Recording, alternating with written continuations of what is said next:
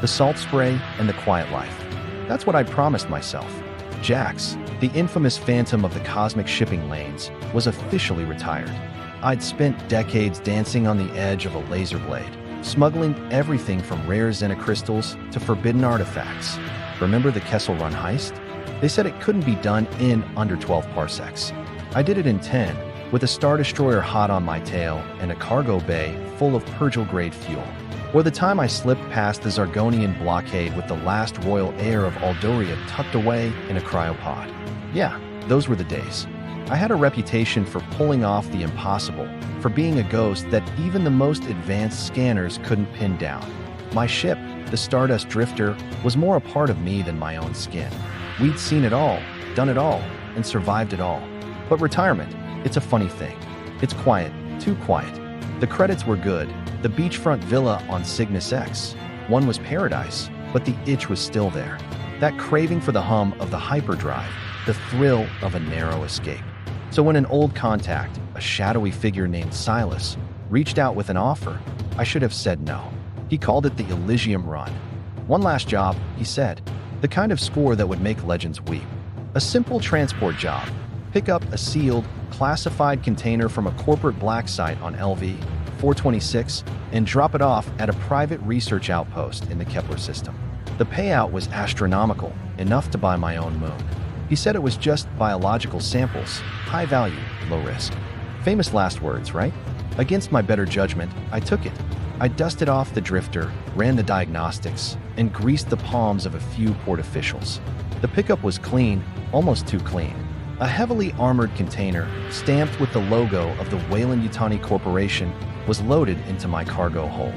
It was cold to the touch, and a faint, almost imperceptible hum emanated from within.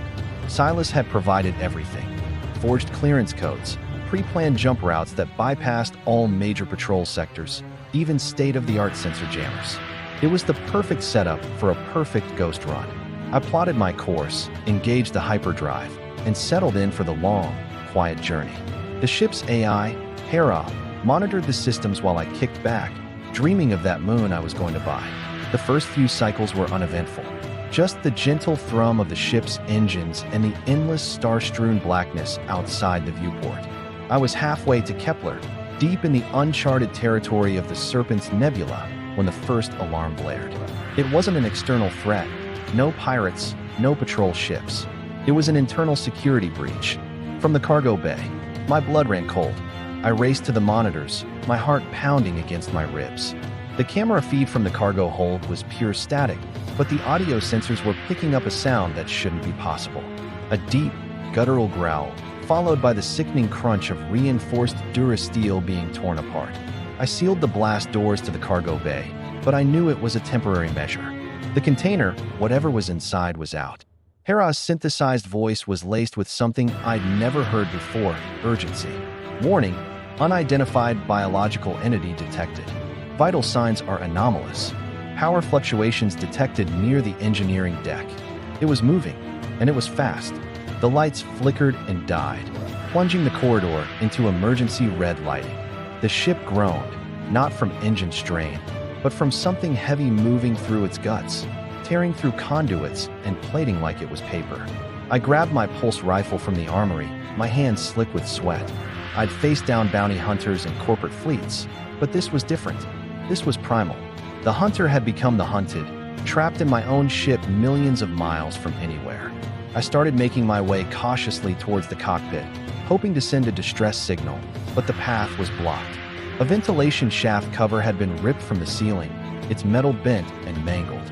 And from the darkness above, two glowing, predatory eyes stared down at me. Then it dropped. It was a nightmare made flesh. It had the sleek, muscular build of a panther, covered in dark, matted fur, but its skin was a pale, almost translucent white underneath. It moved with a horrifying fluidity, its body low to the ground. A long, reptilian tail, thick as my arm and tipped with a bony barb, whipped back and forth, smashing against the corridor walls. Its head was mammalian, with a jaw that unhinged far too wide, revealing rows of needle-like teeth. It didn't roar. It hissed, a chilling sound that vibrated through the deck plating. Its claws, long and curved like sickles, scraped against the metal floor, sending sparks into the dim red light. This was no animal. This was an engineered killing machine. I opened fire. The pulse rounds sizzled as they hit its flank, but it barely flinched, the energy blast seeming to dissipate against its strange hide. It lunged, a blur of white fur and black claws. I dove aside, rolling behind a support strut as its claws tore through the space where I'd just been standing. The thing was impossibly strong, impossibly fast. It was toying with me. I could see the intelligence in its eyes, a cold, calculating malice. The research institute that let this thing loose didn't just create a monster. They created a perfect predator. The lights went out completely, plunging us into total darkness.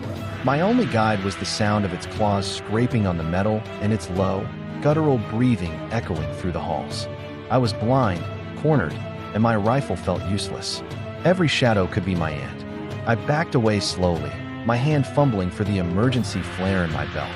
I could hear it circling me, its heavy tail thumping rhythmically against the walls. It was getting closer. The air grew cold, thick with the scent of ozone, and something else, something wild and feral. This wasn't just a mission gone wrong, it was a tomb. The Stardust Drifter, my home, was now its hunting ground. I could feel its hot breath on the back of my neck. Is this how it ends? Trapped in the dark with a monster of science's making? Is this truly my final voyage? Like, share, and subscribe for more intense action adventures.